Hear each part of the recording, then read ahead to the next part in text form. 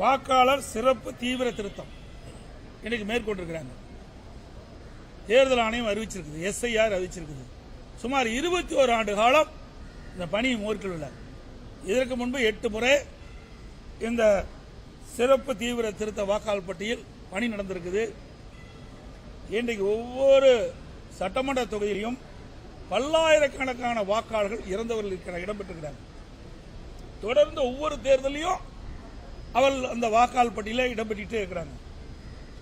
அதே போல நகரத்தில் குடியிருக்கின்றவர்கள் வீடு மாறி போயிடுறாங்க, அல்லது வெளி மாநிலத்துக்கு போயிடுறாங்க, வெளிநாட்டுக்கு போயிடுறாங்க. அவருடைய பெயரும் தொடர்ந்து பல ஆண்டுகளாக வாக்காளர் பட்டியல் இடம்பெற்றே இருக்குது. இப்படி முறைகேடாக இருக்கின்ற இந்த வாக்காளர்கள் எல்லாம் விடுவிக்கப்பட்டு தகுதியான வாக்காளர்களை வாக்காளர் பட்டியலில் இடம்பெற வேண்டும் என்ற அடிப்படையில் தான் SIR பணி முக்கியம், SIR முக்கியம். அதற்காக தேர்தல் ஆணையம் அறிவிச்சிருக்குது. அதை எதுக்குறாங்க திராவிட முன்னேற்றம். SIR என்றாலே அலறாங்க, என்னன்னே தெரியல. சார் என்று அலறாங்க. இப்ப SIR என்ற கேட்டாலும் பதறாங்க.